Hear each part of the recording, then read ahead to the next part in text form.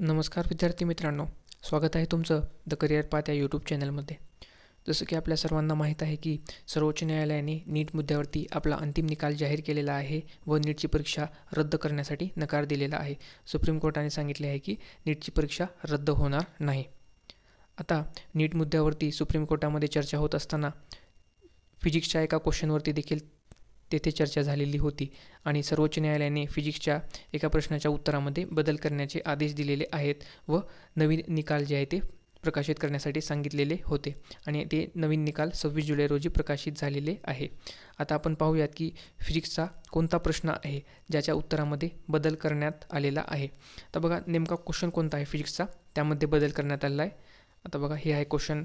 आता हे question number 13 आहे, परंतु वेगवेगळ्या सेटमध्ये हा क्वेश्चनचा नंबर वेगवेगळा असू शकतो. तुम्ही फिजिक्सच्या सेक्शनमध्ये पाहू शकतात की तुमच्या सेटमध्ये हा कोणता क्वेश्चन आहे, क्वेश्चन नंबर चेंज असू शकतो.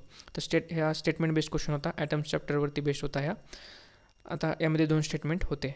आता बघा उत्तरामध्ये नेमका काय बदल आहे ते बघूयात आपण. आता बघा अगोदरचे करेक्ट ऑप्शन जे आहेत ते ऑप्शन नंबर 1 and 3 होते. म्हणजे अगोदर जे होते ते both statement 1 and statement 2 are correct आणि जे थर्ड ऑप्शन आहे statement 1 is correct but statement second is incorrect. हे 2 ऑप्शन अगोदर करेक्ट आहेत असे गृहीत धरण्यात आले आहेत, ऑप्शन नंबर 1 and 3.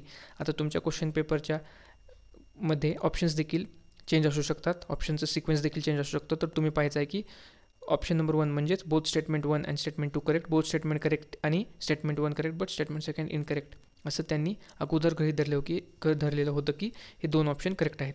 परंतु सुप्रीम कोर्टाने सांगितले की एकाच प्रश्नाचे 2 करेक्ट ऑप्शन कसे असू शकतात, म्हणून त्यांनी IITच्या प्रोफेसर्सना या क्वेश्चनचं करेक्ट आन्सर मागितलेलं होतं आणि त्यांनी बघा नवीन जे करेक्ट ऑप्शन आहे त्यांनी फक्त ओनली ऑप्शन नंबर 3 करेक्ट असं सांगितलेलं होतं की statement 1 is correct but statement second is incorrect असं त्यांनी सांगितलेलं होतं.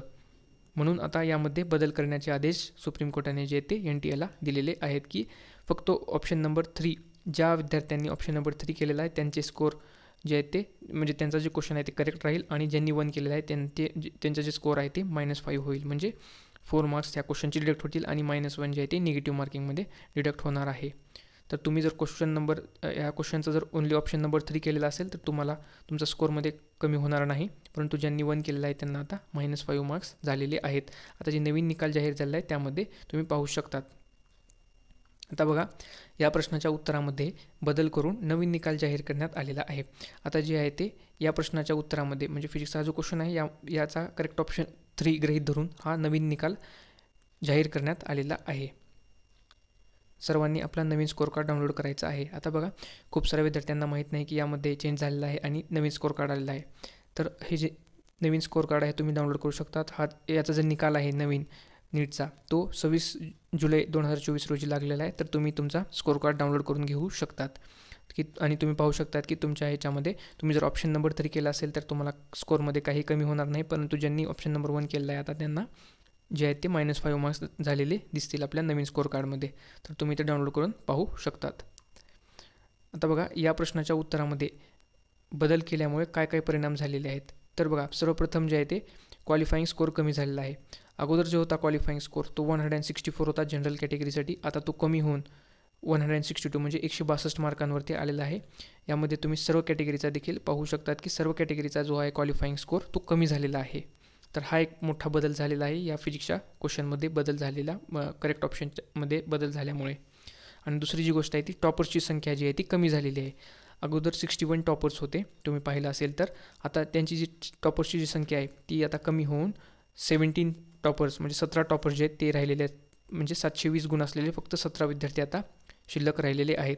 म्हणजे जे काही विद्यार्थ्यांना अगोदर 720 होते त्यांचे -5 मार्क्स झालेले आहेत आणि त्यांना आता 715 गुण एवढे गुण मिळालेले आहेत. म्हणून टॉपर्सची संख्या या ठिकाणी कमी झालेली आहे. सर्वांचे जे स्कोर होते ते या फिजिक्सच्या क्वेश्चनमुळेच त्यांना जे आहे ते बोनस मार्किंगसारखं मिळालेलं होतं, आता ते जे आहेत ते कमी झालेले आहेत. म्हणून फक्त टॉपर्सची संख्या 17 अशी उरलेली आहे.